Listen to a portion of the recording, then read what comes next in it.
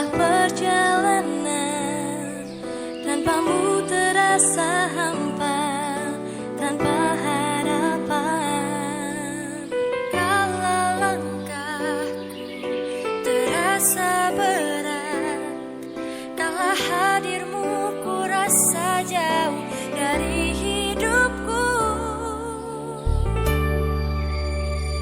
Dengan cintamu ku dapat lalui segalanya.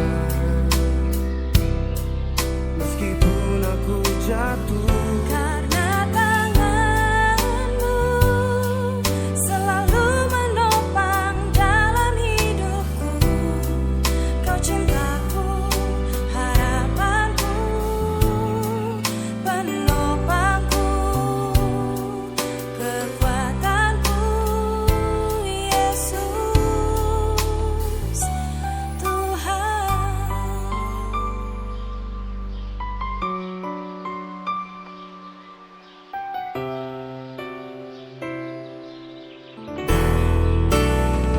dengan cintamu Ku dapat lalui segalanya. Meskipun aku jatuh, karena tanganmu selalu menopang dalam hidupku. Kau cintaku, harapanku, penolongku, kekuatanku, Yesus Tuhan. Penopangku, kekuatanku. harapanku, Yesus Tuhan.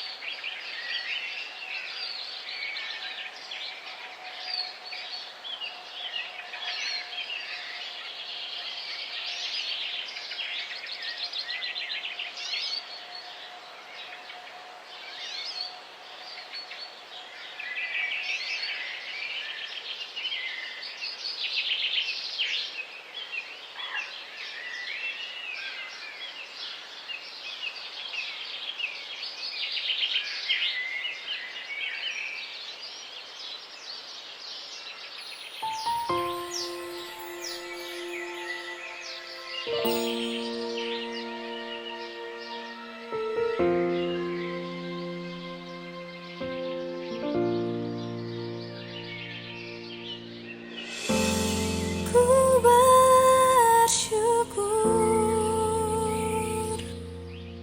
untuk tiap kesempatan ku dapat menyembahmu. Biarlah ku mengerti rindumu, oh Tuhan, hingga hatiku menyatu dengan hatimu.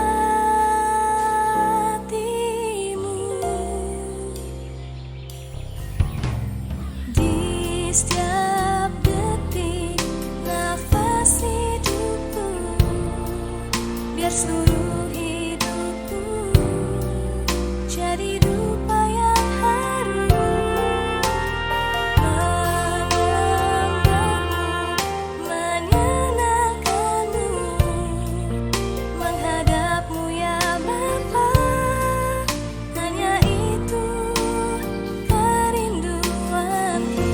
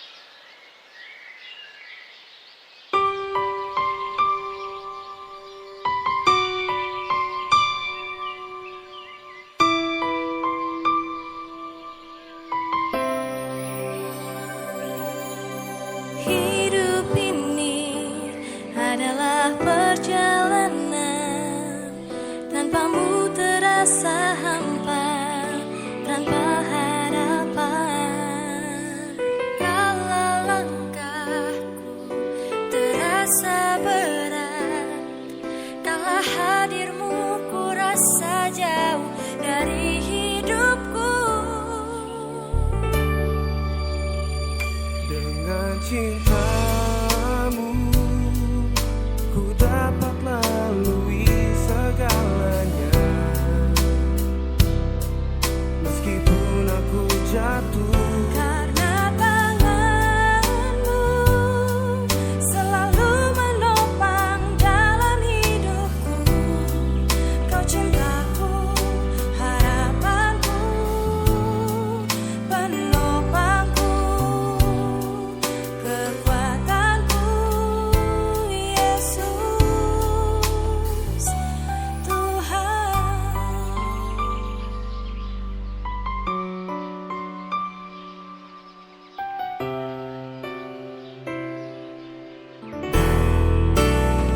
dengan cintamu Ku dapat lalui segalanya. Meskipun aku jatuh, karena tanganmu selalu menopang dalam hidupku. Kau cintaku, harapanku, penolongku, kekuatanku, Yesus Tuhan. Penopangku, kekuatanku. harapanku,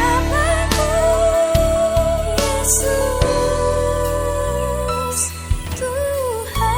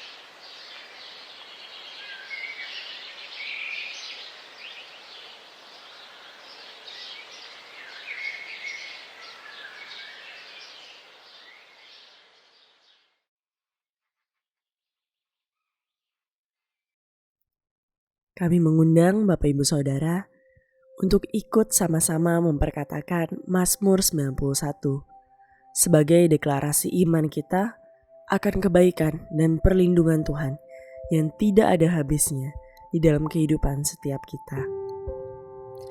Mazmur 91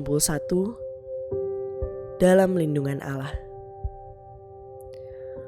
Orang yang duduk dalam lindungan yang maha tinggi dan bermalam dalam naungan yang maha kuasa akan berkata kepada Tuhan, tempat perlindunganku dan kubu pertahananku, Allahku yang ku percayai. Sungguh, dialah yang akan melepaskan engkau dari jerat menangkap burung, dari penyakit sampar yang busuk. Dengan kepaknya ia akan menudungi engkau. Di bawah sayapnya engkau akan berlindung.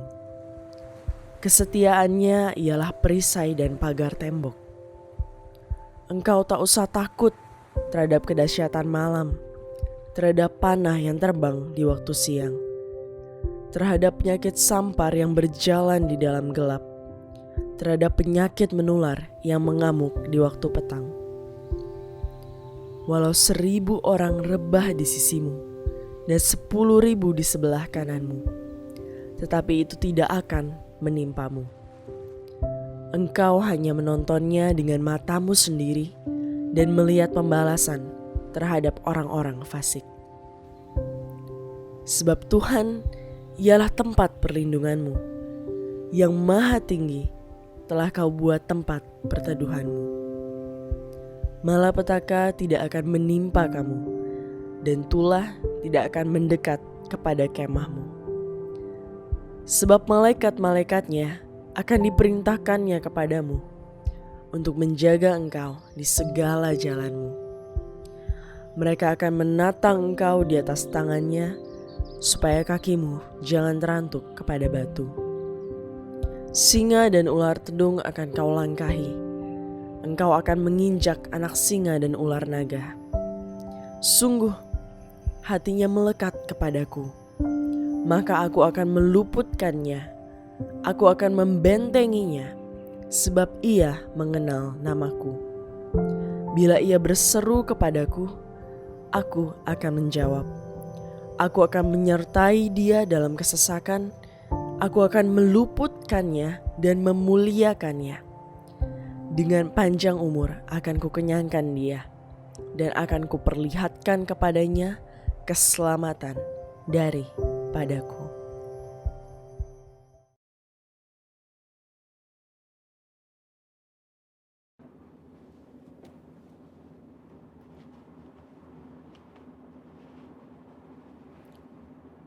Shalom saudara, saya percaya hari ini kita semua dalam keadaan yang baik dan luar biasa. Voice of Pentecost kali ini akan mempelajari bahwa baptisan Roh Kudus itu sangat penting. Jika kita berbicara tentang identitas insan Pentakosta, maka pengajaran yang paling sentral adalah baptisan Roh Kudus. Ini merupakan hal yang menarik dan juga sangat penting untuk disimak. Karena baptisan Roh Kudus bukan saja sangat penting bagi pertumbuhan iman kita, tetapi juga sangat penting untuk menggenapi amanat agung Tuhan Yesus. Dalam pengakuan iman GBI, disebutkan bahwa baptisan Roh Kudus adalah karunia Tuhan untuk semua orang yang telah disucikan hatinya. Tanda awal baptisan Roh Kudus adalah berkata-kata dengan bahasa roh sebagaimana diilhamkan oleh Roh Kudus. Baptisan Roh Kudus yang dimaksud adalah pengalaman dipenuhi oleh Roh Kudus setelah seseorang lahir baru atau menerima keselamatan seperti yang dialami oleh para murid-murid Yesus. Berbahasa roh adalah tanda awal seseorang dibaptis Roh Kudus. Ini adalah pemberian dari Bapa kepada setiap orang yang percaya yang mau dan membuka hatinya. Kenapa penting untuk orang percaya mengalami baptisan Roh Kudus? Karena ada dua manfaat utama yang dapat dirasakan, yaitu yang pertama, kita akan hidup semakin intim dengan Bapa dan menjadi kuat di dalam Dia. Bahasa roh adalah pemberian dari Bapa agar kita bisa lebih intim di dalam persekutuan dengannya. Di dalam Roma 8 ayat 26, Paulus berkata bahwa roh membantu di dalam kelemahan kita berdoa. Ketika kita berdoa dengan akal budi, mungkin ada hal-hal yang tidak terucap atau keluhan-keluhan yang tidak tersampaikan. Nah, berbahasa roh mengeluarkan keluhan-keluhan terdalam kepada Bapa secara langsung. Bukankah ini sebuah persekutuan yang indah? Berbahasa roh juga penting di dalam membangun kekuatan rohani kita. Di dalam 1 Korintus 14 ayat 4 dikatakan, siapa yang berkata-kata dengan bahasa roh, ia membangun dirinya sendiri. Berbahasa roh itu seperti membangun kekuatan rohani dari dalam, membangun iman kita. Kalau iman kita kuat, rohani kita kokoh dari dalam, maka serangan dan tekanan apapun dari luar akan sanggup kita hadapi. Seperti Paulus yang mengalami banyak tekanan dan penderitaan di dalam melayani Tuhan. Dia pernah 5 kali disesah orang Yahudi, 3 kali didera, 1 kali dilempari batu. 3 kali mengalami kapal karam bahkan terkatung-katung di lautan. Bagaimana dia bisa kuat menghadapi itu semua? Saya percaya kehidupan yang intim dengan Roh Kudus memberikan kekuatan dari dalam untuk terus melayani. Manfaat berbahasa roh yang kedua, kita mendapatkan kuasa serta keberanian untuk menginjil dan menyelesaikan amanat agung. Dalam kitab Kisah Para Rasul, ada pola yang berulang-ulang terlihat. Orang yang dipenuhi Roh Kudus diberi keberanian untuk menginjil. Dalam Kisah Para Rasul 4 ayat 8, tertulis, Petrus dalam kepenuhan Roh Kudus bersaksi dengan berani mengenai Yesus. Apa respon orang Saduki? Ayat 13 mencatat, sidang itu melihat keberanian Petrus dan Yohanes. Sesudah insiden di sidang itu, para murid berkumpul untuk berdoa. Dan Kisah Para Rasul 4 ayat 31 mencatat, mereka semua penuh dengan Roh Kudus, lalu mereka memberitakan firman Allah dengan berani. Wow, para murid yang dipenuhi Roh Kudus bukan saja diberi kuasa untuk melakukan tanda dan mujizat, tetapi diberi keberanian untuk memberitakan firman Allah. Keberanian dari Roh Kuduslah yang kita perlukan untuk menyelesaikan amanat agung di era Pentakosta ketiga ini. Roh Kudus punya kuasa yang besar dalam hidup kita. Yesus sendiri memberi peringatan keras kepada mereka yang menghujat Roh Kudus di Matius 12 ayat 32. Kata menghujat di sini memiliki arti sempit dan arti luas. Dalam arti sempit, orang-orang ini digambarkan sebagai mereka yang tidak percaya kepada kuasa Roh Kudus, sehingga di dalam hidupnya kerap merendahkan dengan kata-kata dan perbuatan. Arti luas dari menghujat adalah saat seseorang menolak karya Roh Kudus dalam hidupnya. Dia mungkin melihat tanda dan mujizat dilakukan, pemberitaan Injil diberikan, tetapi hatinya terus-menerus menolak suara Roh Kudus yang lembut. Sampai pada akhir hidupnya, dia menolak keselamatan dan tidak dapat diampuni lagi. Jangan sampai kita mendukakan Roh Kudus, apalagi menghujatnya. Mungkin ada saudara yang bertanya, bagaimana caranya agar saya bisa dibaptis Roh Kudus dan mendapatkan karunia berbahasa roh? Caranya adalah dengan meminta kepada Bapa yang baik. Yesus berkata, jika kamu yang jahat tahu memberi pemberian yang baik kepada anak-anakmu, apalagi Bapamu yang di sorga, Ia akan memberikan Roh Kudus kepada mereka yang meminta kepadanya. Sembari menantikan baptisan Roh Kudus, jangan pasif, tetapi teruslah berdoa, memuji, dan menyembah Tuhan dengan akal budi kita. Bapa pasti akan memberikan karunia Roh Kudus-Nya pada waktunya. Jadi, setelah mempelajari semua ini, pertanyaannya bukan haruskah kita dibaptis Roh Kudus, tetapi maukah kita dibaptis Roh Kudus? Mari terus bangun roh kita, buka hati kita sehingga kita dipenuhi Roh Kudus. Roh Kudus akan menguatkan kita dan memberi kita keberanian untuk menyelesaikan amanat agung di era Pentakosta ketiga. Saudara, untuk penjelasan lebih lengkapnya dari tim teologi kami, jangan lupa buka link yang ada di atas atau scan QR Code yang tersedia. Salam integritas, Tuhan Yesus memberkati.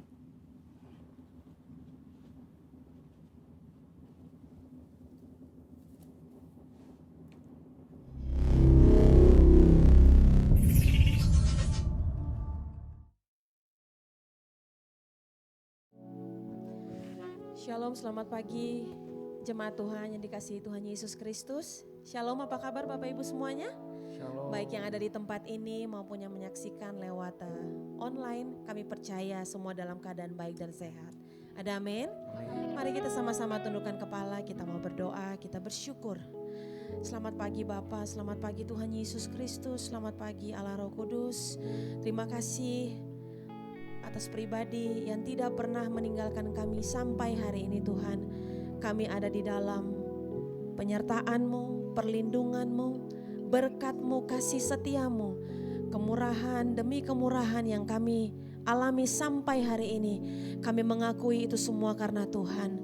Terima kasih Bapa. Dalam segala keadaan dan dalam segala kondisi kami mau belajar untuk tetap terus bersyukur kepada Tuhan. Sebab Tuhan Yesus baik. Bahwasanya untuk selama-lamanya kasih setiamu ya Bapa. Berkati umat-Mu, berkati jemaat-Mu Bapa yang menyaksikan lewat tayangan online maupun yang hadir di tempat ini. Engkau lawat setiap kami, bahkan setiap kami yang bertugas Tuhan yang melayani Engkau. Tidak satupun Engkau lewatkan pagi hari ini ya Bapa. Di dalam nama Tuhan Yesus Kristus kami siap untuk menyembah Engkau Raja di atas segala raja. Haleluya. Amin.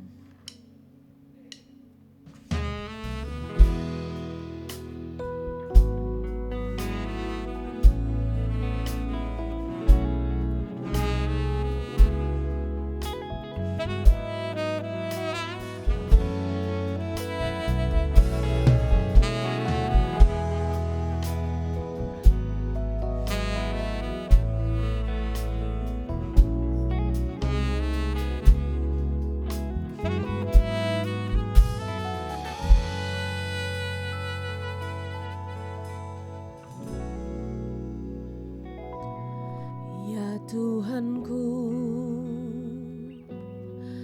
aku hendak bernyanyi bagimu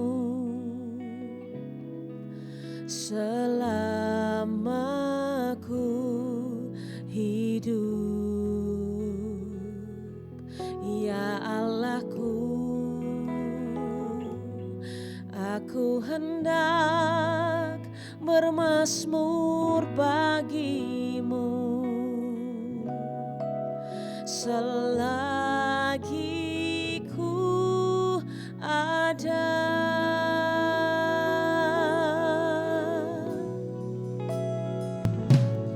Ya Tuhanku, aku hendak bernyanyi bagimu selama ku hidup, ya Allahku. Aku hendak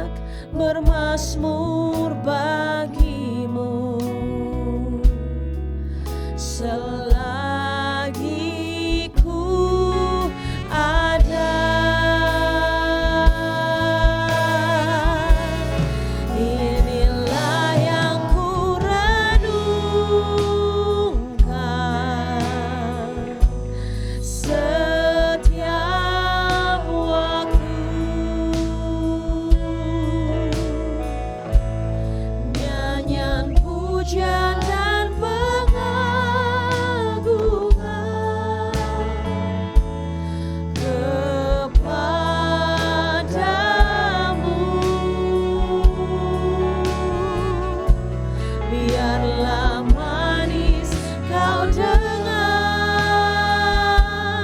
Tuhan, manis kau dengar, Tuhan, dan hatiku bersuka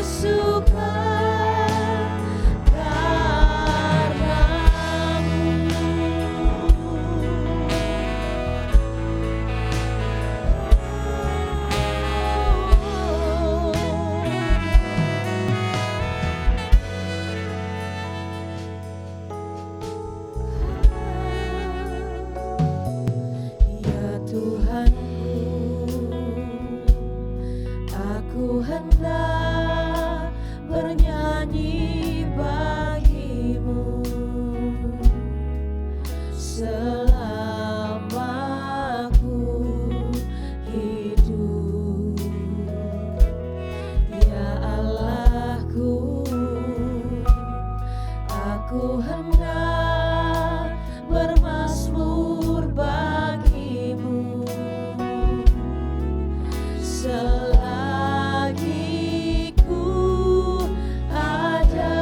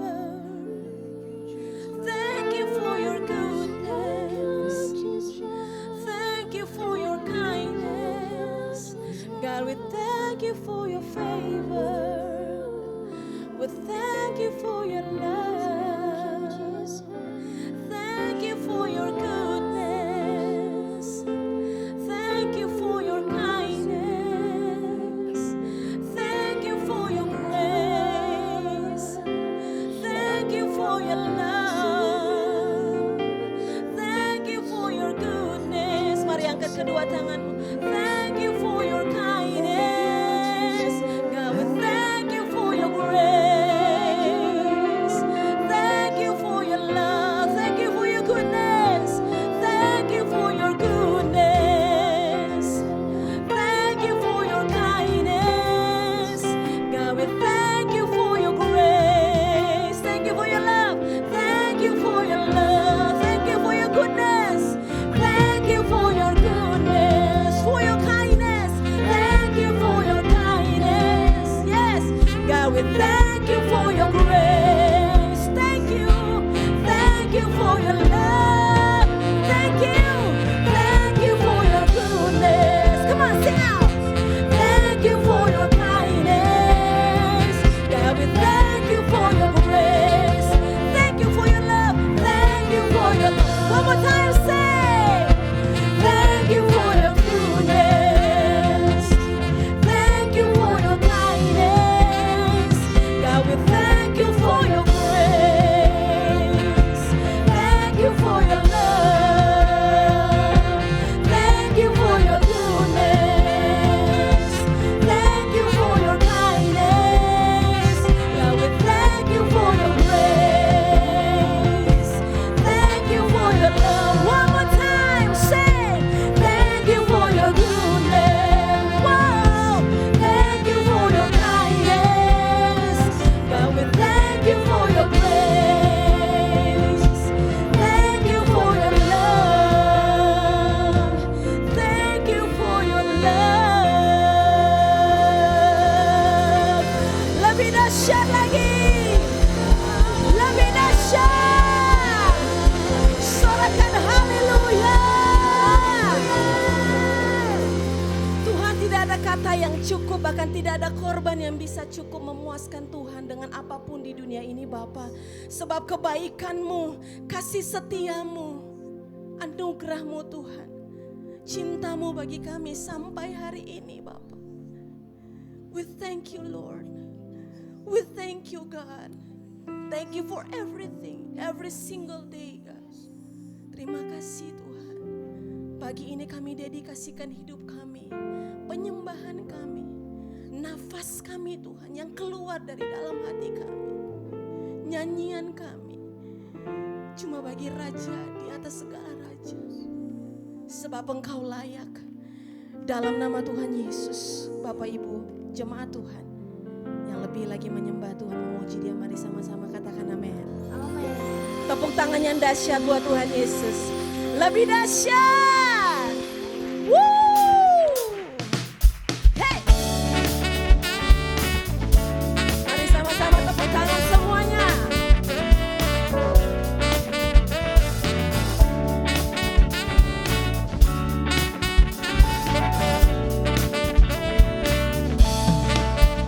Jangan lelah bekerja di ladangnya Tuhan. Roh Kudus yang beri kekuatan, yang mengajar dan menopang. Tiada lelah bekerja bersamamu Tuhan, yang selalu mencukupkan akan segalanya.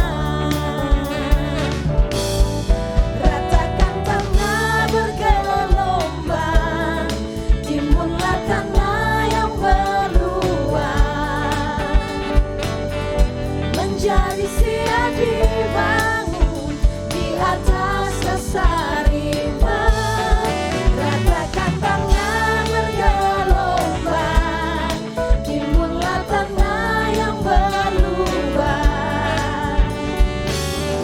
menjadi siap dibangun di atas dasar iman.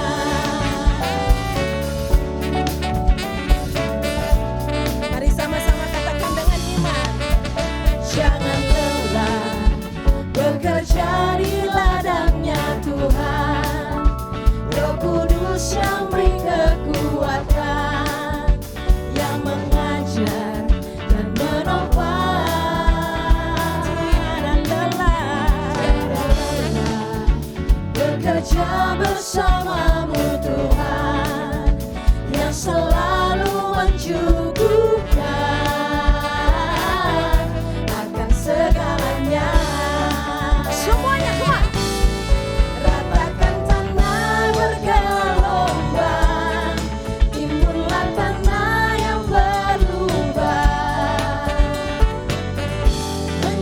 siap dibangun di atas dasar iman.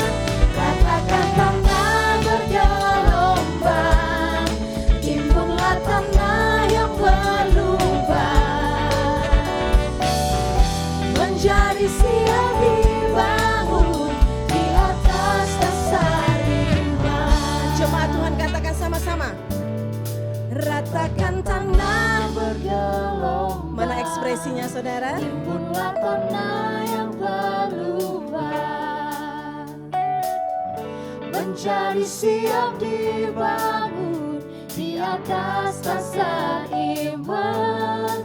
Ratakan tanah bergelombang, timbunlah tanah yang berlubang. Yes.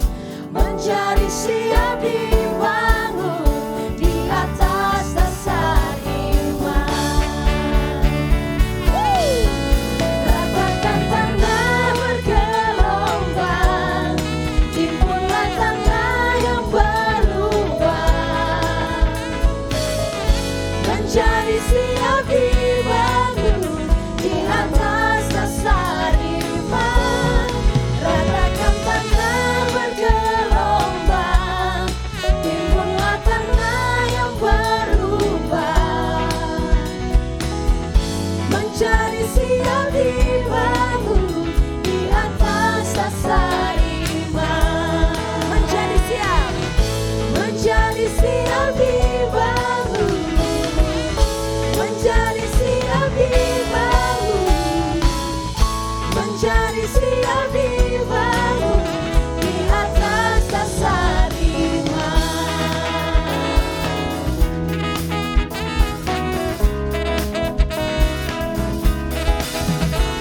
Haleluya, haleluya.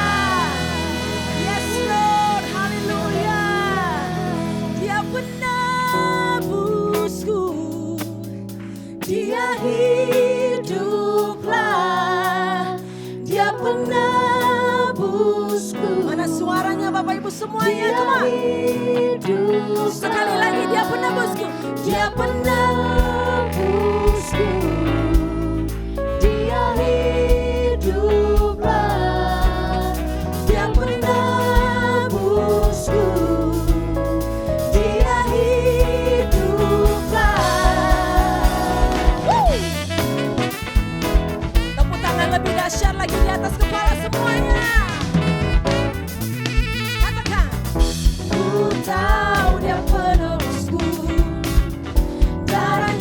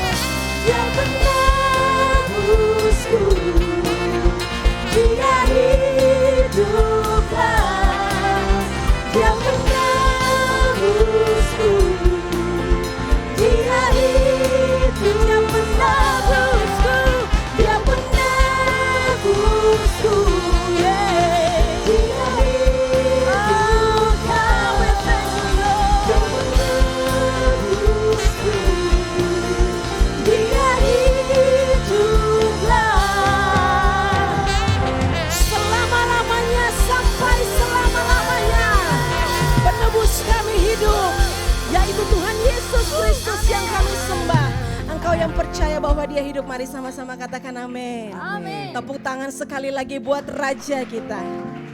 Bapak Ibu dipersilakan duduk kembali dalam hadirat Tuhan. Mari kita siapkan hati kita.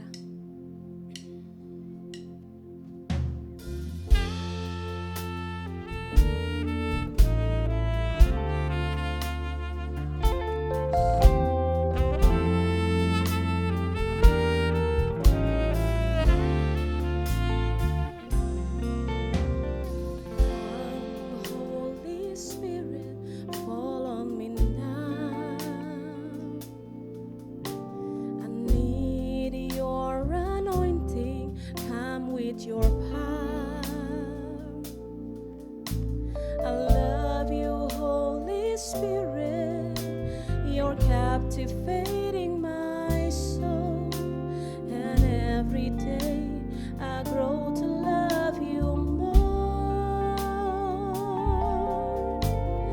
Come, Holy Spirit, fall on me now. I need your anointing, come with your power. I love you, Holy Spirit, you're captivating my soul, and every day I grow to love you more. I'm reaching for your heart, you hold my life in your hands, drawing me closer to you. I feel your power in you. Nothing compares to this place where I can see you face to face. I worship you in spirit and in truth.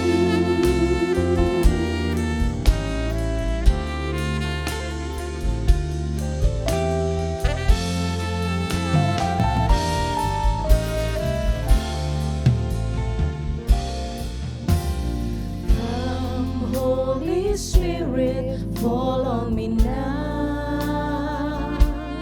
I need your anointing, come with your power.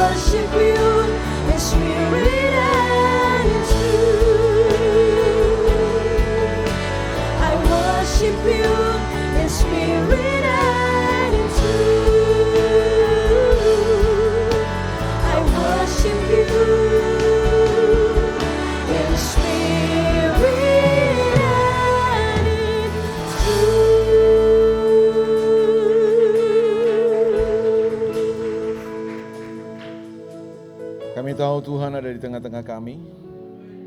Dan kalau Tuhan hadir, sesuatu pasti terjadi. Kami berdoa biar ini bukan sekedar sebuah kebaktian biasa, bukan juga sekedar sebuah pertemuan rutinitas yang kami kerjakan. Tapi biarlah pagi ini Tuhan kami boleh mengalami perjumpaan dengan Tuhan secara pribadi. Mari nyatakan dan wahyukan dirimu kepada kami lewat firman-Mu. Celikan mata hati kami dan buatlah mata hati kami menjadi terang supaya kami melihat dan berjumpa dengan Tuhan. Kami mengalami Tuhan lagi dan hidup kami diubahkan olehnya. Urapi semua kami pagi ini dengan kuasa-Mu ya Roh Kudus. Karena kami sadar dan kami tahu mengerti bahwa kalau Tuhan tidak mengurapi kami, kami tidak akan pernah bisa mengerti dan memahami firman-Mu. Jadi untuk mengerti saja kami butuh firman, butuh Roh Kudus-Mu, butuh pengurapan-Mu. Itu sebabnya Tuhan cengkram kami, kuasai kami dengan kuasa-Mu Roh Kudus. Supaya kami bisa mengerti, bisa menangkap kebenaran-Mu. Dan Roh Kudus menolong kami untuk kami bisa menghidupinya. Sehingga firman-Mu membawa hidup kami dari satu kemuliaan kepada kemuliaan yang lebih besar. Dari satu kemenangan kepada kemenangan yang jauh lebih dahsyat lagi. Sampai seluruh kehendak dan rencana-Mu jadi dan digenapi atas kami semua. Bagi Tuhanlah segala kemuliaan dari sekarang sampai selama-lamanya. Demi nama Yesus kami berdoa dan mengucap syukur. Mari semua yang percaya sama-sama katakan amin. Amin. Silakan duduk. Shalom, selamat pagi Bapak Ibu Saudara. Terima kasih buat Bapak Gembala dan semua pemimpin di tempat ini yang memberikan kehormatan untuk saya bisa hadir dan bisa membagikan sesuatu dari kebenaran firman Tuhan. Juga buat saudara-saudara yang masih mengikuti ibadah secara online. Ada yang online ya Pak ya? Oke. Jadi dimanapun saudara berada, buka hati saudara buat kebenaran firman Tuhan. Dan saya percaya Tuhan kita adalah Tuhan yang tidak terbatas dengan kuasanya, dia sanggup melawat hidup kita. Buka hati saudara dan terimalah firman Tuhan dengan hati yang terbuka. Dan saya percaya langit bumi akan lenyap, tetapi firman Tuhan tetap tinggal kekal untuk selama-lamanya. Kita ada di Minggu Pentakosta, semua gereja karismatik, gereja Pentakosta memperingati sebagai hari Pentakosta ya. Tentunya hari Pentakosta yang kita peringati sangat berbeda dengan hari Pentakosta buat orang Israel ya. Orang Israel merayakan hari Pentakosta untuk memperingati Tuhan mengirimkan kepada mereka atau memberikan kepada mereka 2 loh batu yang berisi 10 hukum. Nah, kita memperingati hari Pentakosta, gereja Tuhan memperingati hari Pentakosta sebagai hari di mana Roh Kudus dicurahkan. Setelah Yesus naik ke sorga, ada 10 hari murid-murid menunggu di Yerusalem dan pada suatu hari itulah tiba-tiba ketika mereka sedang berkumpul dan berdoa, Roh Kudus melawat hidup mereka semua. Nah, itu yang kita mau coba pelajari bersama-sama. Jadi pagi ini kita akan belajar bersama-sama dari Kisah Rasul pasal yang kedua. Kisah Rasul pasal yang kedua, saya mau kita melihat ayat yang ke-41 sampai ayat yang ke-47. Kisah Rasul pasal yang kedua, ayat yang ke-41 sampai ayat yang ke-47. Di ibadah pertama ini saya akan bagikan ini, bahwa yang dicatat di sini adalah cara hidup. Coba bilang bersama-sama cara hidup. Ya, yang dicatat oleh Alkitab adalah cara hidup jemaat ya, bukan cara kebaktian. Jadi kita kadang-kadang sebagai orang Kristen ini kita sibuk, kita ribut cuma masalah cara kebaktian ya. Kita saling mengklaim bahwa cara kebaktian kita yang paling benar. Oh, kalau cara kebaktian mesti begini supaya ngalami sesuatu ya. Ya, saya tidak anti dengan cara kebaktian, boleh-boleh aja lah. Ada yang mau 2 lagu lambat, 3 lagu cepat, 1 lagu lambat. Atau yang ada mau 1 lagu lambat, 3 lagu cepat. Ada yang 3 lagu cepat, formasinya bisa berbeda-beda.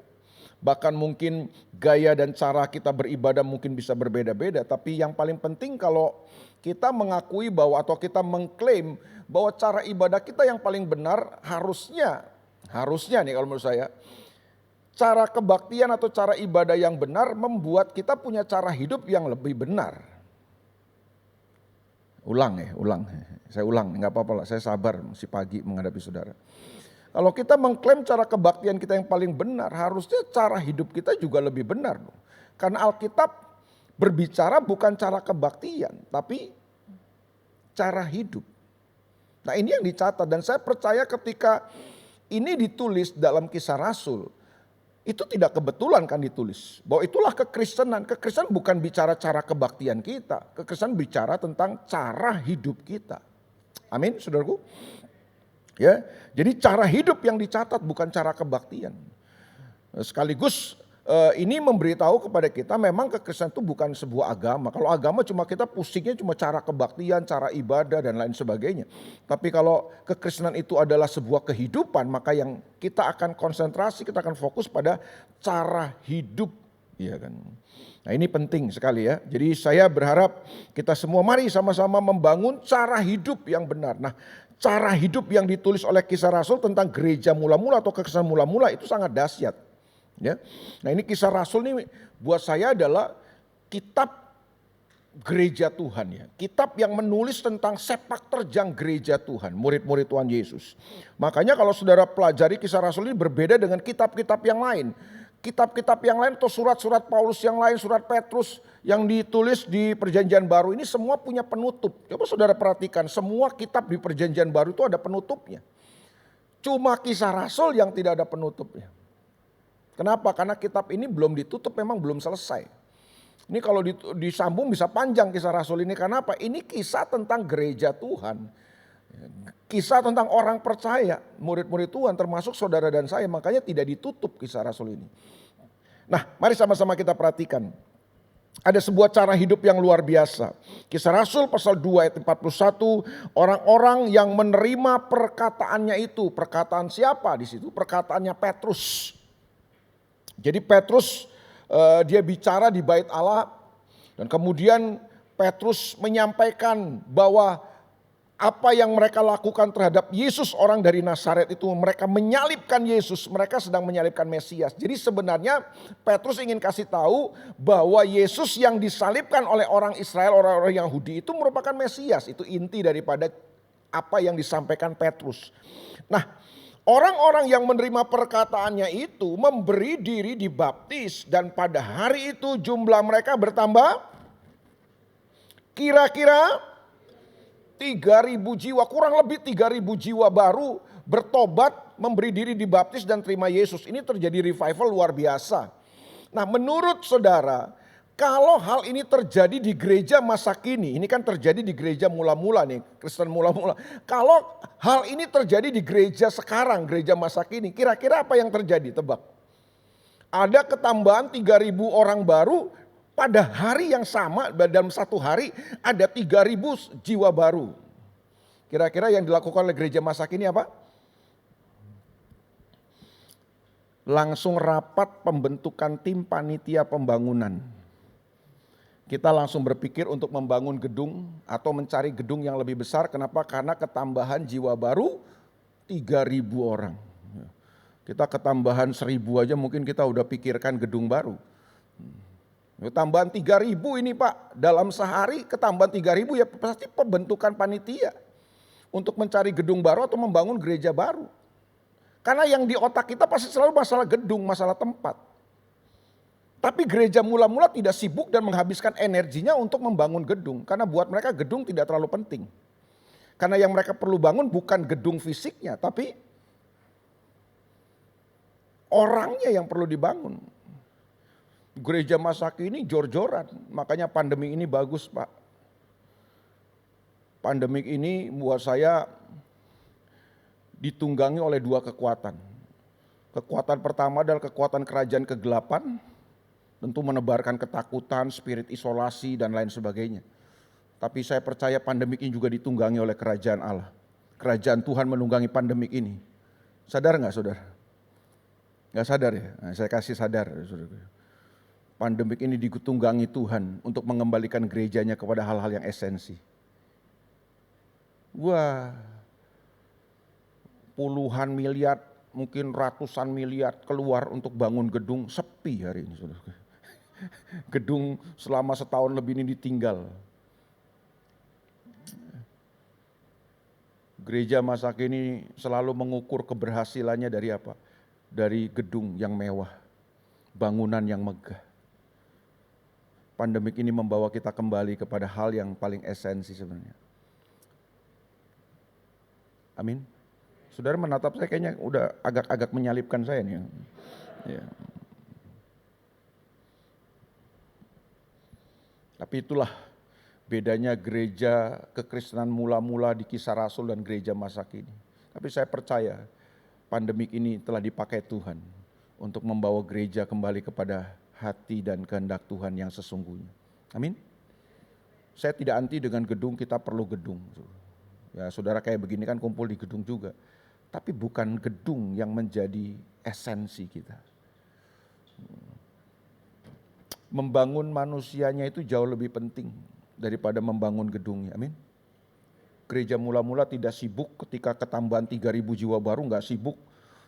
Langsung buat tim pembangunan, panitia pembangunan cari dana sana sini, tidak. Lalu nanti khotbahnya mulai diarak-arakan. Ya biasa kalau kita udah mulai membangun gedung kan khotbah juga diarak-arakan kan. Di sini enggak. Ya tenang aja saudaraku, ini bukan buat gereja ini kok. Ya semua khotbah diarahkan supaya kemudian semua uang jemaat, dompet jemaat diarahkan ke situ. Dan rasa-rasanya memberi untuk Tuhan itu hanya untuk itu. Jadi kalau memberi ke tempat yang lain itu bukan memberi buat Tuhan. Memberi untuk pembangunan gereja, pembangunan gedung, itulah memberi untuk Tuhan. Kita memanipulasi ayat-ayat firman Tuhan demi kepentingan-kepentingan kita semata. Gereja mula-mula tidak sibuk dengan itu. Apa yang mereka lakukan? Apa yang mereka lakukan? Ayat 42 dong kita baca. Mereka bertekun dalam pengajaran rasul-rasul. Orang-orang baru yang baru bertobat itu diapakan Pak? Bukan dikebaktiankan. Bukan cuma disuruh kebaktian. Dimuridkan dengan pengajaran. Waduh. Makanya saudara lihat hari-hari ini ya, ini pandemi ini juga bagus kan buat kita. Melihat bahwa ternyata saya kaget loh selama setahun pandemi ini. Saudara kalau lihat di YouTube itu bersama semua pengajaran apa, segala macam pengajaran ada sekarang hari ini. Makanya gereja kalau nggak kuat dalam pengajaran berat, makanya kita gampang terombang ambing. Yang terbaru adalah 3 jalan masuk sorga. Ada 3 jalan untuk masuk sorga. Dahsyat. Oh saudara nggak tahu ya itu. Saudara bacanya Alkitab terus ya, lupa saya. Ini jemaat GB Tanjung Raya ini bacanya Alkitab. Udah nggak lihat YouTube, udah nggak lihat segala macam ya. Saudara luar biasa, rohani sekali saudara ya. Tapi kita harus tahu hari ini, waduh ini pengajaran saudaraku. Saya pikir dari sepanjang masa memang pengajaran gereja sudah diserang. Tapi hari ini saudara lihat begitu masif, begitu terstruktur masif dan sistematis hari ini. Peperangan dan pertempuran di area pengajaran itu begitu dahsyat. Tidak heran memang karena memang Yesus sendiri sudah pernah mengatakan bahwa salah satu tanda akhir zaman kedatangan Tuhan adalah akan muncul nabi-nabi palsu dan guru-guru palsu. Bukan gembala palsu, nabi palsu dan guru palsu. Nabi menyampaikan nubuatan, guru menyampaikan pengajaran. Jadi yang akan diserang banyak itu memang. Beda dengan gereja mula-mula dimuridkan. Orang-orang dimuridkan, mereka bertekun dalam pengajaran rasul-rasul. Jadi mereka ini saudaraku tidak hanya dikebaktiankan. Mereka tidak jadi attendant, mereka tidak cuma sekedar hadirin. Gereja masa kini ukurannya cuma berapa banyak yang hadir. Kita sibuk dengan berapa banyak yang hadir dalam ibadah-ibadah kita nggak pernah sibuk berapa banyak orang yang kita muridkan. Gereja harus kembali kepada pemuritan karena ini pola yang dipakai oleh gereja mula-mula. Dimuridkan, orang bukan cuma dikebaktiankan. Perhatikan kata bertekun, itu sebuah proses panjang Pak, tidak instan. Saya berharap ya supaya gereja ini masuk dalam pemuritan. Orang dimuridkan supaya kemudian mereka bertumbuh kuat. Siap menghadapi semua tantangan di akhir zaman ini. Kalau kita nggak dimuridkan berat Pak. Kalau kita cuma dikebaktiankan, waduh pandemi ini telah memberi pelajaran yang sangat luar biasa buat kita. Bahwa segala sesuatu bisa terjadi dan orang-orang kalau nggak kuat punya akar fondasi kesan yang kuat, gampang tersapu dan terhempas dengan semua situasi ke depan ini. Kita tidak tahu bahwa sampai kapan semua ini akan berlalu. Mungkin ke depan ini akan ada sesuatu yang jauh lebih dahsyat lagi. Ini baru corona loh. Besok-besok siapa tahu ada Corolla, ada segala macam. Waduh, kalau gereja tidak siap ya, gereja tidak dimuridkan, berat memang. Kita akan gampang sekali terhempas. Mereka bertekun dalam pengajaran rasul-rasul dan dalam persekutuan. Jadi gereja mula-mula sadar dan mengerti bahwa kekuatan mereka untuk menghadapi sebuah situasi dan tantangan zaman adalah mereka kuat di dalam persekutuan. Mereka bersekutu dengan luar biasa karena mereka sadar inilah kekuatan gereja Tuhan di akhir zaman. Makanya salah satu yang sedang diserang oleh pandemik ini buat saya, pandemik ini bukan sekedar menebarkan ketakutan-ketakutan yang luar biasa. Tapi iblis juga menunggangi pandemik ini untuk menyebarkan spirit isolasi. Apa itu spirit isolasi? Spirit yang membuat kita terisolir. Kita gak mau ketemu dengan siapapun termasuk orang-orang percaya saudara seiman. Sadar gak saudara 1 tahun lebih ini? Ada satu gereja yang disurvei Pak Agus, itu lebih senang online hari ini. Onsite begini mereka sudah gak suka. Nah pertanyaan saya gini, apa bedanya online sama onsite kayak begini? Bedanya apa? Wah suasananya Pak, Anda keliru, Anda gagal kalau cuma membedakan dari suasana. Oh khotbahnya lebih live Pak, di rumah juga saudara bisa dengar khotbah. Nyanyi Pak, di sini nyanyi, di rumah saudara juga bisa nyanyi, memang di rumah saudara gak bisa nyanyi. Memang cuma bedanya di rumah saudara bisa nyanyi sambil makan, sambil tidur-tiduran ya kan. Ini tidak nyindir yang online ya. Saya berharap kalau Jemaat GB Tanjung Duren yang online juga serius, sungguh-sungguh di rumah. Tapi apa bedanya? Khotbahnya, nyanyinya kan sama semua. Apa tadi yang di sini nyanyi jangan lelah, terus yang di rumah nyanyinya beda kan enggak? Kalau saudara ngikuti siaran yang sama kan nyanyinya sama dong. Apa yang beda? Yang beda kalau online kau di sana, aku di sini. Makanya esensi daripada kebaktian kita itu bukan sekedar dengar khotbah dan nyanyi. Esensi pertemuan-pertemuan ibadah kita seperti ini adalah apa? Persekutuannya. Itu yang kita tidak dapatkan lewat online. Ini saya ngomong kayak gini saya dimusuhin sama yang online minded. Nggak apa-apa buat saya. Saya nyampein aja. Kalau soal kebaktian online oke. Sama-sama kebaktian, nyanyi, dengar khotbah sama kan di online juga. Tapi yang bedanya apa? Kita nggak ketemu. Nah kalau nggak ketemu kita bagaimana bersekutu? Buat saya online makanya bersekutu yang tanpa persekutuan. Nggak nyindir nih. Dan sadarkah saudara bahwa iblis telah menggunakan pandemik ini untuk menghancurkan. Ini kekuatan. Saudara pikir bersekutu itu bukan kekuatan, itu kekuatan gereja. Makanya dicatat mereka kuat dalam persekutuan gereja mula-mula. Karena mereka sadar bahwa persekutuan itu merupakan kekuatan gereja di akhir zaman. Ya ampun, saya ngomong begini bukan tanpa dasar dong. Baca ulang Alkitab saudara. Ibrani 10 ayat 24 dan 25 itu bilang apa? Marilah kita saling menasehati. Kita saling mendukung, saling mendoakan, saling mendorong, saling membangun. Janganlah kamu menjauhkan diri dari pertemuan-pertemuan ibadah yang biasa dilakukan oleh beberapa orang. Nah justru katanya apa? Kita harus semakin giat. Saya ulang sekali lagi. Mungkin kalau bisa ditampilkan oleh multimedia bagus ayat itu. Ibrani 10 ayat 25. Kita harus semakin giat melakukannya menjelang hari Tuhan yang semakin dekat. Kalau saudara tahu bahwa kita sedang hidup di zaman-zaman akhir menjelang kedatangan Tuhan. Apa yang perlu semakin giat kita lakukan? Goes? Bukan pasti. Masa goes? Yang semakin giat kita perlu lakukan apa Pak? Bersekutu. Itu kekuatan gereja di akhir zaman Pak.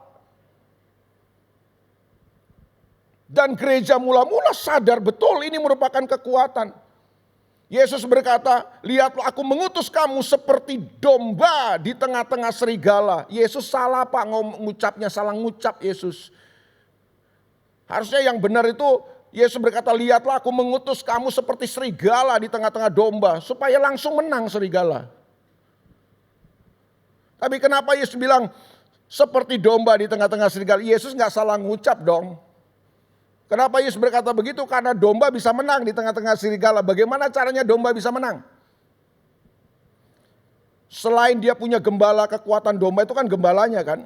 Domba ini binatang paling lemah, paling rapuh, gampang tersesat, nggak punya senjata untuk membela diri dan menyerang musuhnya. Domba itu lemah sekali, makanya dia butuh gembala. Kekuatan domba itu gembala, tapi yang kedua, kekuatan domba itu adalah hidup dalam kawanan. Makanya kalau domba berani sendirian, gampang sekali dimangsa oleh serigala. Domba kalau sendirian itu pasti tersesat. Domba nggak bisa hidup sendirian, domba itu selalu hidup dalam kawanan. Makanya namanya kawanan domba. Selama domba itu hidup dalam kawanan, serigala yang paling buas tidak akan pernah bisa memangsa domba itu. Apa yang sedang dihancurkan oleh kerajaan kegelapan lewat pandemi ini? Kita dibuat tercerai-berai, terisolir, tanpa persekutuan. Karena iblis tahu ketika kita tidak kuat dalam persekutuan, kita adalah orang-orang yang paling gampang dihancurkan. Ya gimana Pak, pemerintah nggak boleh kita ketemu Pak. Ya nggak boleh ketemu ribuan, masa ratusan tidak boleh. Ratusan juga tidak boleh Pak, puluhan. Ya puluhan juga ya masih ngeri-ngeri sedap Pak. 2-3 orang berhimpun dalam namaku, aku ada di situ. Anda ke mall berani kok. Anda masa ngumpul 2-3 orang gak berani? Oh Pak, pandemi Pak. Ya, Anda jalan-jalan berani. Anda ketemu teman di mall berani. Anda datang kebaktian gak berani, kan lucu. Ini gak nyindir loh, sama-sama gak nyindir ya, cuma nabrak aja. Ya supaya gak ada yang tersinggung lagi, kita teruslah ya. Mereka bertekun dalam pengajaran rasul-rasul dan dalam persekutuan. Dan mereka selalu berkumpul untuk memecahkan roti dan berdoa. Keren. Perjamuan kudus buat mereka juga kekuatan. Karena buat mereka perjamuan kudus bukan ritual awal bulan. Gereja masa kini menjadikannya ritual awal bulan. Perjamuan kudus buat gereja mula-mula itu kekuatan. Mereka makan, minum bersama, menghayati pengorbanan Yesus. Jadi mereka menghayati salib Tuhan itu benar-benar luar biasa. Jadi mereka melakukan perjamuan kudus itu sesering mungkin. Saudara. Kalau kita sejarang mungkin. Mereka sesering mungkin. Kenapa? Karena buat mereka kekuatan. Karena Yesus pernah ngomong sama mereka gini, tubuhku adalah benar-benar makanan dan darahku adalah benar-benar minuman. Wah kita ini kayaknya sarkas loh, bukan masalah makan daging dan makan daging manusia dan minum darah, itu bukan sekedar itu kan, tapi menghayati karya Tuhan Yesus di kayu salib, itu luar biasa. Dan saudara jangan berpikir bahwa mereka ini hidup dalam kenyamanan loh, mereka ini susah loh saudaraku, mereka menghadapi tantangan-tantangan ya tidak mudah juga, mereka dianiaya, dikejar-kejar, nanti saudara baca ya, Kisah Rasul pasal 2, 3, dan 4, itu mereka juga mendapat tekanan-tekanan yang luar biasa. Jangan saudara pikir, oh mereka enak Pak, tidak lewati pandemi. Siapa bilang mereka juga ngelewati masa-masa sulit ini. Tapi keren memang cara hidup mereka tuh luar biasa. Terus ayat yang ke-43. Maka ketakutanlah mereka semua. Sedang rasul-rasul itu mengadakan banyak mujizat dan tanda luar biasa.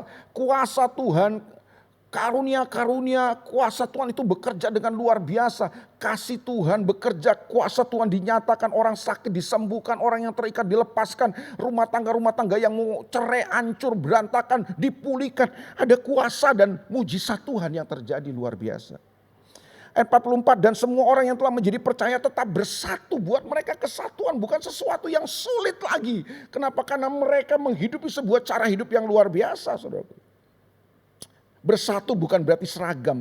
Kita ini kadang-kadang memikirkan persatuan itu harus seragam. Tidak, mereka datang dari latar belakang yang berbeda, tapi mereka bisa bersatu dan mereka mulai menaklukkan semua kepentingan diri mereka sendiri. Mereka hidup dalam sebuah unity dan kebersamaan yang luar biasa. Dan segala kepunyaan mereka adalah kepunyaan bersama. Gaya hidup ini telah diadopsi oleh komunis. Dan komunis menguasai hampir 2/3 dunia ini selama kurang lebih 70 tahun. Hanya karena mengadopsi cara hidup gereja mula-mula. Sayangnya komunis membuang sang raja penguasanya. Sumber daripada cara hidup ini mereka buang. Mereka singkirkan. Mereka cuma mengadopsi cara hidupnya. Tapi mereka menyingkirkan sumbernya. Mengadopsi cara hidupnya saja jadi kekuatan yang sangat luar biasa. Nah kita punya sumbernya. Harusnya kita jauh lebih dahsyat dong. Dari komunis. Ayat 46. Ayat berapa? Ayat 45. Dan selalu ada dari mereka yang menjual harta miliknya lalu membagi-bagikannya kepada semua orang sesuai dengan keperluan masing-masing. Jadi dari sejak awal kemiskinan yang menjadi akar persoalan mungkin banyak orang telah dituntaskan oleh gereja mula-mula dengan spirit Spirit saling berbagi satu dengan yang lain. Yang kuat menanggung yang lemah, yang kaya menanggung yang miskin. Mereka hidup dengan luar biasa. Mereka menghancurkan dan mematahkan dari sejak awal cinta akan uang dan ketamakan. Jadi mereka hajar semua spirit cinta akan uang itu. Dan mereka hidup dalam kemurahan hati. Hidup dalam pengorbanan yang luar biasa. Tidak heran memang tidak ada orang susah di sana. Waktu gereja mula-mula kenapa? Karena yang kuat menanggung yang lemah. Yang lemah dipikul sama yang kuat. Luar biasa saudaraku ya kan. Lalu apa katanya? Mereka dengan bertekun, ayat 46, dengan bertekun dan dengan sehati mereka berkumpul tiap-tiap hari dalam bait Allah. Ngapain mereka kumpul tiap-tiap hari di bait Allah? Ini bukan kebaktian Bapak Ibu. Bait Allah itu pusat ibadahnya orang Yahudi. Kalau orang Kristen atau murid-murid Tuhan kebaktian di situ ditimpukin batu kali mereka saudaraku. Ngapain mereka kumpul di bait Allah? Ngapain? Ya seperti yang dilakukan Petrus, mereka bersaksi, mereka memberitakan Injil, mereka menjangkau jiwa.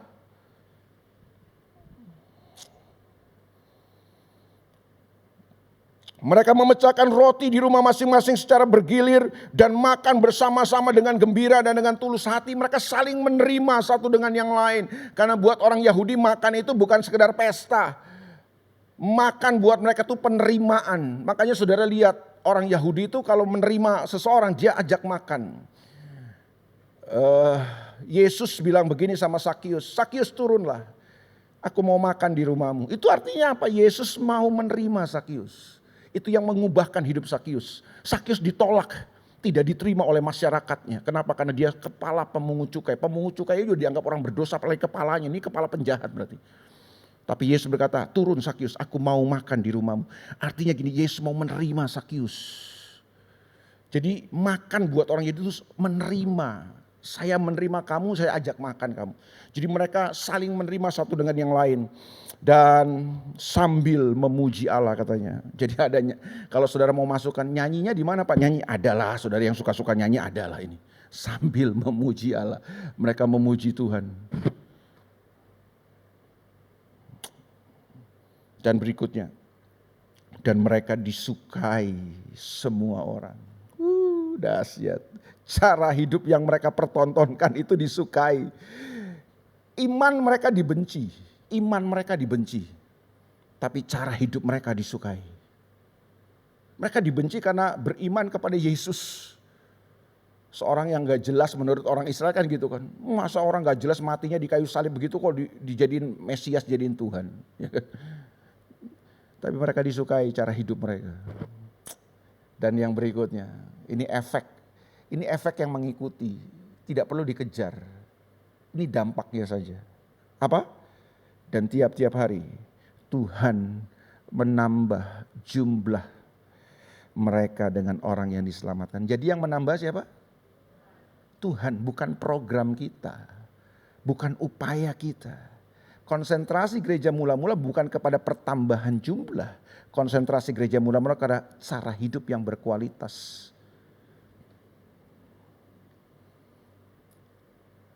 Kalau kita mengupayakannya, mengupayakan apa? Mengupayakan jumlah bukan cara hidup.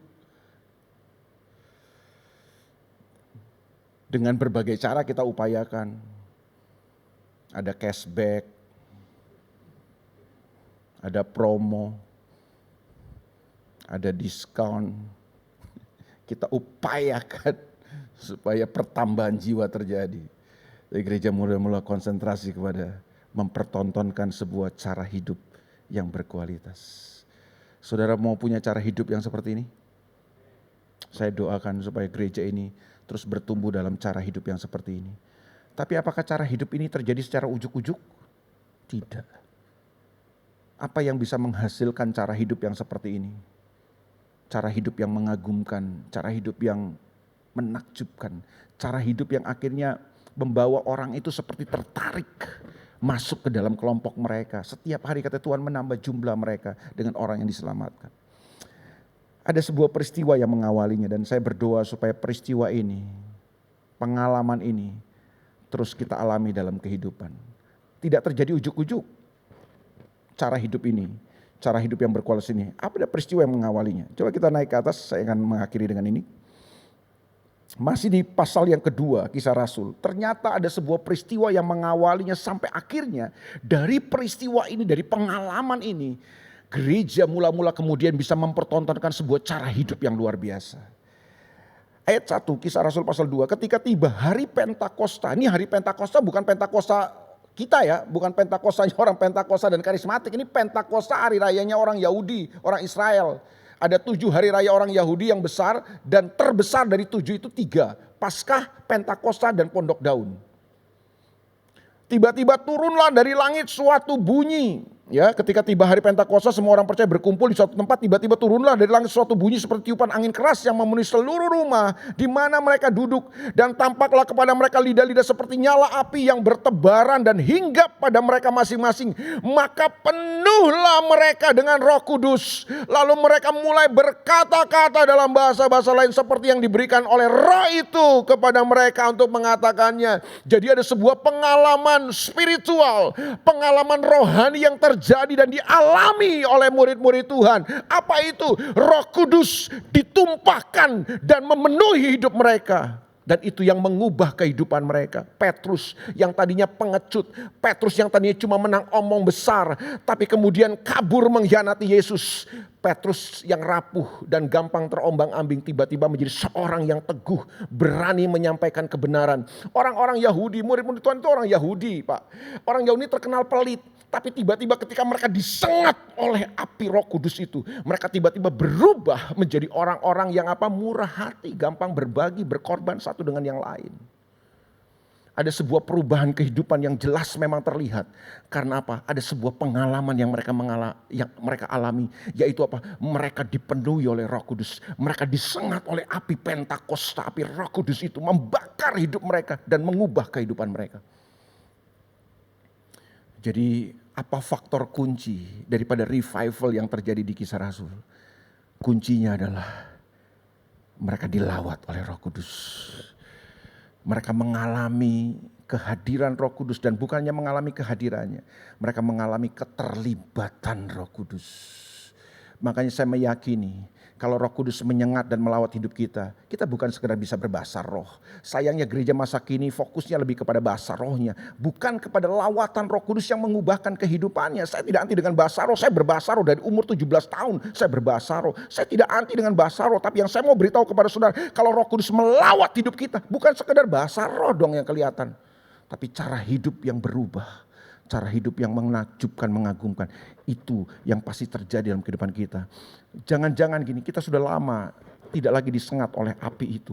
Oleh lawatan Roh Kudus. Saya berdoa. Kalau kekristenan saudara kering, kerontang.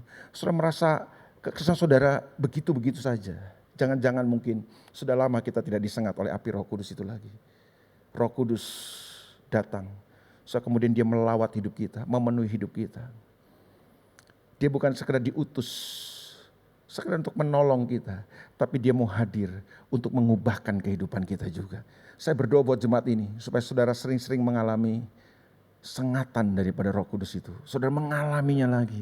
Ini kunci revival. Saya sadar bahwa semua yang kita bisa, potensi, skill, karunia tanpa Roh Kudus melawat hidup kita, sia-sia semuanya saudaraku. Itu sebabnya hari ini saudaraku, kalau kita sudah terlalu lama kita mungkin jarang-jarang ngalaminya lagi. Hari ini kesempatan alami lagi lawatan Roh Kudus, alami dia lagi dalam hidup saudara. Dia sudah ada dalam diri saudara. Tapi masalahnya, sudahkah saudara membiarkan Roh Kudus menguasai hidup saudara, mendominasi kehidupan saudara, mempengaruhi cara saudara berpikir, mempengaruhi cara saudara berkata-kata, mempengaruhi sikap-sikap dan reaksi-reaksi kita dalam kehidupan. Itu yang dimaksud dengan penuh dengan Roh Kudus. Sayangnya kita punya Roh Kudus. Roh Kudus ada dalam diri kita, tapi kita gak pernah membiarkan dia menguasai dan mempengaruhi hidup kita. Kita berjalan dengan pikiran kita. Kita berjalan dengan pilihan-pilihan dan keputusan kita semata. Kita gak pernah membiarkan lagi Roh Kudus memimpin dan menuntun kehidupan kita. Hari ini jadilah orang-orang percaya yang bukan sekedar mau ditolong oleh Roh Kudus, tapi jadilah orang-orang percaya yang mau dipimpin dan dikuasai oleh Roh Kudus. Doa saya buat saudara, dimanapun saudara berada, supaya hari ini Roh Kudus melawat hidup saudara lagi, menyengat saudara lagi dengan api Pentakosta itu, sehingga ada sesuatu yang berubah dari kehidupan kita. Dan kita bisa menjadi pribadi-pribadi jemaat Tuhan yang dapat mempertontonkan sebuah kehidupan, cara hidup yang berbeda. Tuhan memberkati Bapak Ibu Saudara. God bless you. Mari kita datang sama Tuhan. Boleh saudara bangkit berdiri. Saudara yang di rumah juga ibadah online, kalau saudara mau berdiri, saudara bisa berdiri. Sama seperti saudara-saudara kita yang ada di tempat ini. Beberapa menit ini, kita nggak punya waktu banyak. Beberapa menit ini mungkin saudara bisa datang sama Tuhan dengan serius. Roh-Mu yang hidup penuhiku, mengalir dalamku. Roh-Mu yang hidup penuhiku, mengalir dalamku. Thank you Jesus. Jiwaku tenang bersamamu dalam naunganmu. Sekali lagi sama-sama katakan, Roh-Mu yang hidup. Roh-Mu yang hidup. Mari lawat kami lagi Tuhan.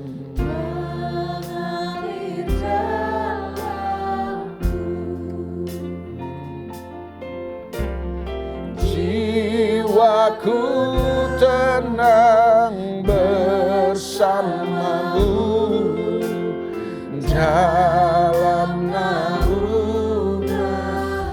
dalam naunganmu, dalam naunganmu. Mari sama-sama ku buka hati untuk jamahanmu, berserah penuh di hadiratmu. Oh, kau ambil alih, ambil alih di altarmu, ku buka hatiku Tuhan. Haleluya, berserah penuh.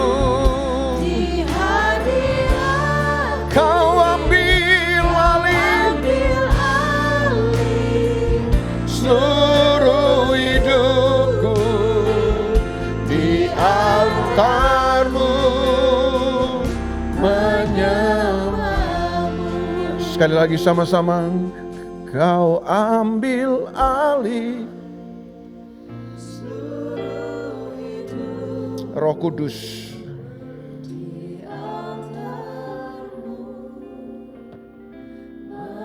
mari saudara saja katakan, kau ambil alih. Biar Roh Kudus ambil alih hidup kita.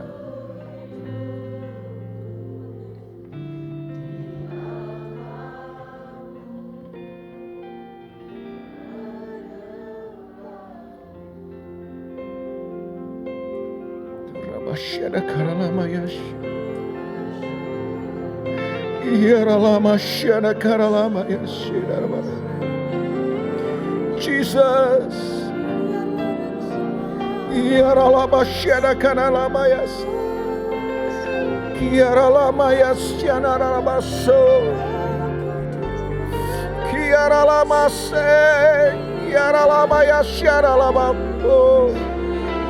Jesus, Jesus, Hina kaya ramaya shona ramaya.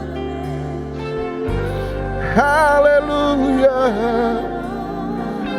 Ora bakamaya shera karalabaya, shera karalabaya, shera karalabaya.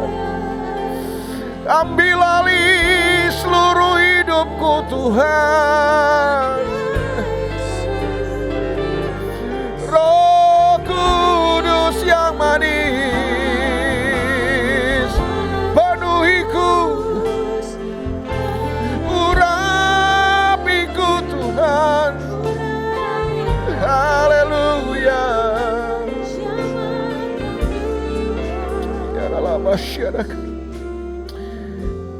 Ampuni kami Tuhan.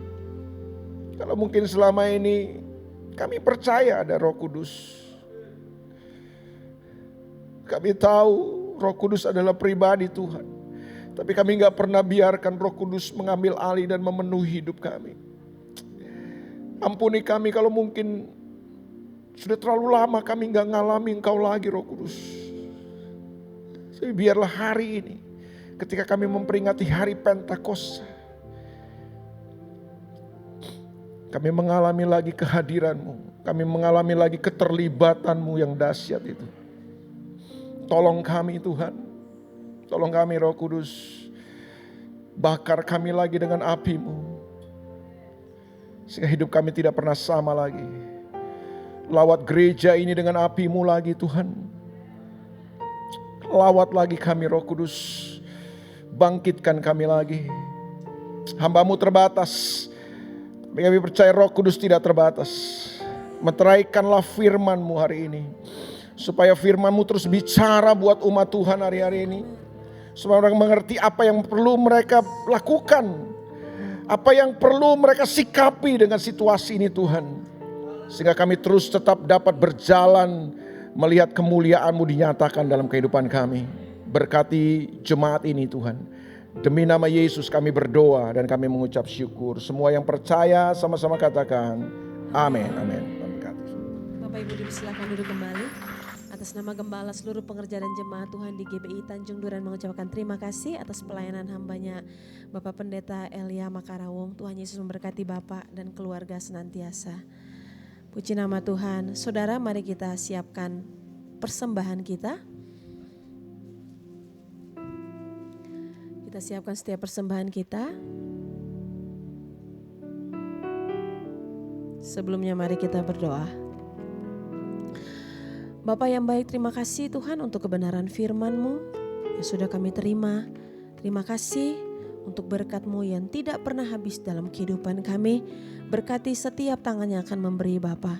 Biarlah kami memberi dengan hati yang penuh ucapan syukur dan sukacita. Dalam nama Tuhan Yesus Kristus. Haleluya. Amin. Segalanya yang ku miliki, semuanya daripadamu, kan ku bawa persembahanku yang terbaik hanya bagimu. Segalanya yang ku miliki, semuanya daripadamu, kan ku bawa persembahanku yang terbaik hanya bagimu, kan ku bawa persembahanku yang terbaik hanya bagimu, kan ku bawa persembahanku yang terbaik hanya bagimu. Baik Bapak Ibu Saudara yang terkasih, sebelum kita mendengar dan melihat pengumuman, adakah di antara Bapak Ibu Saudara jemaat Tuhan yang baru pertama kali hadir beribadah di tempat ini? Kami rindu melihat tangannya diangkat Saudara. Adakah di antara Bapak Ibu yang baru pertama kali hadir beribadah? Puji nama Tuhan, semua jemaat Tuhan yang setia. Nah, kami ingin informasikan bahwa kalau ada di antara Bapak Ibu jemaat Tuhan sekalian yang membutuhkan dukungan doa, Bapak Ibu boleh bisa menghubungi para asyir yang ada di bagian depan. Baik, sebelumnya kita akan mendengarkan pengumuman. Shalom, senang sekali dapat menyambut Anda kembali di hari Minggu yang luar biasa ini. Bagi Anda yang baru pertama kali bergabung bersama dengan kami, baik secara online maupun onsite, kami mengucapkan selamat datang. Berikut ini informasi seputar kegiatan gereja ke depan. Malam hari ini adalah malam terakhir dari rangkaian 10 hari doa pencurahan Roh Kudus yang akan diadakan di jam 18.30 baik secara online maupun onsite. Jangan lewatkan. Bagi Anda yang rindu untuk didoakan, Anda dapat menghubungi nomor WhatsApp berikut ini, atau silakan mengetikkan pokok doa melalui kolom live chat selama ibadah berlangsung. Bagi Anda yang datang secara onsite, dapat menghubungi asyar kami, dan tim doa kami akan mendoakan Anda setelah ibadah selesai. Bagi Anda yang belum tergabung di dalam komunitas sel atau KUL, dapat menghubungi nomor WhatsApp berikut ini. Tim kami akan mencarikan komunitas sel yang sesuai dengan segmentasi Anda. Hari Selasa ini, ibadah malam pujian dan penyembahan akan diadakan seperti biasa di jam 19.30 malam secara online melalui YouTube channel GBI Tanjung Duren. Berikut ini informasi dari Departemen Musik. Ini tahun ke-8 aku melayani di musik. Awalnya aku pikir karena aku bisa dan aku suka menyanyi, jadi aku coba untuk melayani sebagai singer. Namun seiring berjalannya waktu, aku sadar bahwa pelayanan itu adalah panggilan Tuhan atas hidup aku. Jadi meskipun aku diizinkan Tuhan untuk mengalami pergumulan, permasalahan dalam keluarga yang bagi aku tidaklah mudah, tapi Roh Kudus mengajarkan aku untuk tidak kecewa sama Tuhan, apalagi mundur dari pelayanan. Justru dari situ Tuhan bicara bahwa pelayanan itu adalah cara Tuhan untuk menjaga hati aku. Karena melayani itu bukan hanya sekedar apa yang terlihat di atas mimbar, tapi justru yang lebih penting lagi adalah tentang hubungan pribadi aku dengan Tuhan. Jadi aku percaya di masa penuaian ini Tuhan juga sedang memanggil setiap kita untuk melayani lewat talenta yang sudah Tuhan berikan.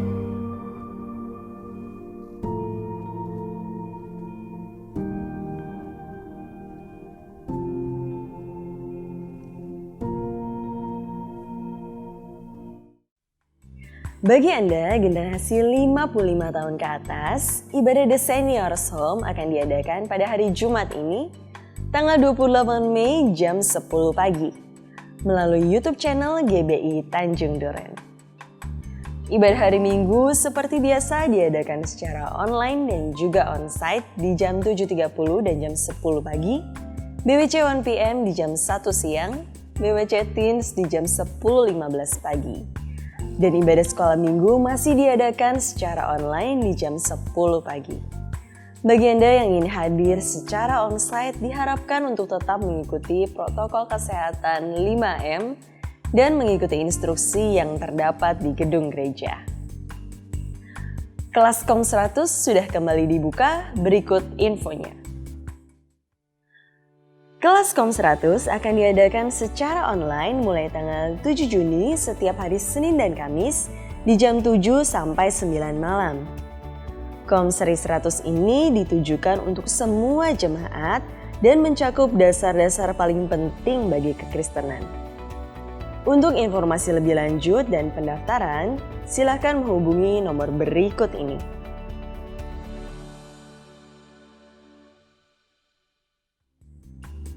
Sekian update minggu ini, sampai jumpa di ibadah minggu depan dan Tuhan Yesus memberkati.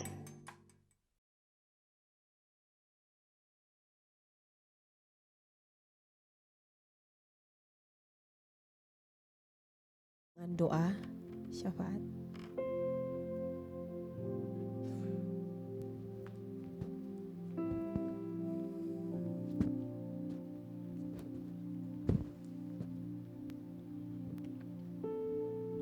kita satukan hati kita mau berdoa.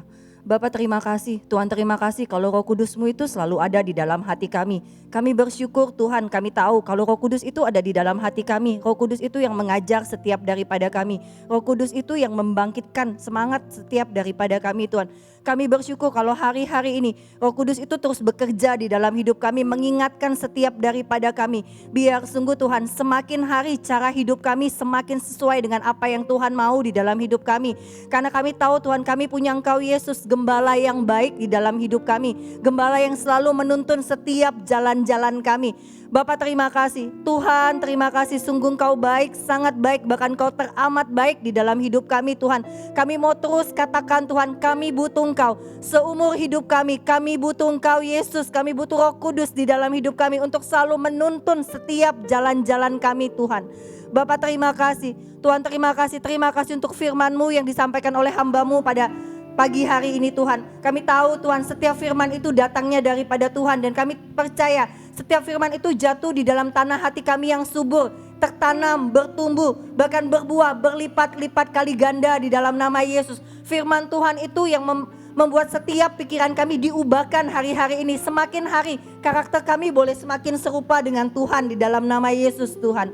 Bapak terima kasih, Tuhan terima kasih. Kami berdoa untuk Pak Niko, kami berdoa untuk keempat wakilnya, kami berdoa untuk Pak Samuel Gunawan sebagai karayon kami berdoa untuk Pak Agus sebagai gembala kami di tempat ini. Bahkan kami berdoa untuk Pak Budi Tuhan sebagai wakil gembala di tempat ini. Kami bersyukur Tuhan kami punya pemimpin-pemimpin yang takut dan gentar akan Tuhan. Kami bersyukur atas perlindungan Tuhan atas setiap pemimpin-pemimpin rohani kami. Kami percaya Tuhan segala jalan-jalan Tuhan untuk setiap daripada kami. Tuhan sudah taruh buat setiap pemimpin kami. Sehingga setiap pemimpin kami ini Tuhan boleh membawa kami sungguh-sungguh semakin hari semakin dekat akan Tuhan. Semakin cinta akan Tuhan dan berjalan di dalam jalan-jalannya Tuhan. Bapak terima kasih, Tuhan terima kasih, sungguh Engkau baik bahkan atas bangsa kami Indonesia. Kami percaya Tuhan, bangsa kami Indonesia di dalam tangan Tuhan. Bangsa kami Indonesia ada di matanya Tuhan. Dan kami sebagai anak-anak Tuhan di tempat ini, kami sepakat, kami mau melepaskan berkat damai sejahtera Tuhan atas bangsa kami Indonesia. Kami sepakat, kami melepaskan berkat sukacita Tuhan atas bangsa kami Indonesia. Kami tahu Tuhan, Indonesia ada di dalam tangan Tuhan. Bapak terima kasih, Tuhan terima kasih. Sungguh Engkau baik buat setiap daripada kami. Engkau Allah yang selalu tuntun setiap jalan-jalan kami Tuhan. Kami bersyukur dan sebelum kami menyelesaikan ibadah kami pada pagi hari ini Tuhan, kami mau terima berkat yang terbaik yang datangnya daripada Engkau. Kiranya Engkau memberkati aku berlimpah-limpah dan memperluas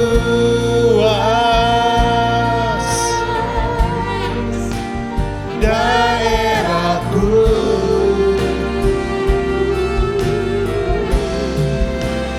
dan kiranya tangan-Mu menyertai aku dan melindungi aku daripada malapetaka, sehingga kesakitan tidak menimpa aku. Saudara, sebelum kita terima doa berkat, saudara percaya bahwa setiap firman itu datang daripada Tuhan? Dan bahkan kalau firman seringkali Alkitab ulang 2 kali, artinya apa? 2 kali, bahkan ada yang 3 kali, itu artinya penting, bahkan sangat penting. Amin. Saudara, hari ini saya cukup surprise karena coba kalau saudara yang ngikuti kemarin, udah 9 hari kita sama-sama doa, ya 9 malam, di hari ke-7 dan firman yang disampaikan Pak Elia hari ini nyaris seolah pengulangan yang betul-betul hampir identik. Bahkan sampai teguran-tegurannya hampir identik, saudara. Padahal diucapkan oleh 2 orang yang berbeda, yang mungkin gak saling kenal. Saudara bisa nanti kalau saudara belum lihat, saya percaya tapi mayoritas jemaat sudah lihat. Karena saya lihat jumlahnya kurang lebih mirip, saudara. Hari ini saudara coba dengarkan sekali lagi. Coba saudara cek sungguh-sungguh. Dan saya percaya ada satu highlight yang daripada Tuhan yang harus kita tangkap jelas. Saya percaya bukan satu kebetulan. Bukan satu kebetulan. Renungkan itu sungguh-sungguh. Gak biasanya saudara, saya boleh katakan tidak biasanya. Dua firman yang hampir secara jelas, identik sekali diucapkan oleh dua orang yang jauh berbeda. Dari awal sampai akhir. Saya mau katakan, bahkan sampai contoh, sampai teguran-tegurannya, apa yang ditegur sekali lagi saya mau katakan. Saya surprise sekali, tapi saya bertangkap ini ada sesuatu message yang kuat buat setiap kita yang boleh mendengarnya. Amin. Yuk mari kita angkat tangan kita akan pulang. Kiranya berkat anugerah, kasih daripada Tuhan Yesus Kristus. Itulah yang mengiring langkah hidup kami. Hidup kami ada dalam tangan Tuhan yang kuat, yang perkasa. Dalam nama Bapa, Anak dan Roh Kudus, yaitu dalam nama Tuhan Yesus Kristus. Berkatnya melimpah mulai saat ini sampai selama-lamanya. Yang percaya diberkati Tuhan sama-sama boleh berkata, amin, amin. Tuhan Yesus berkati. God bless you. God bless you. Tuhan Yesus memberkati.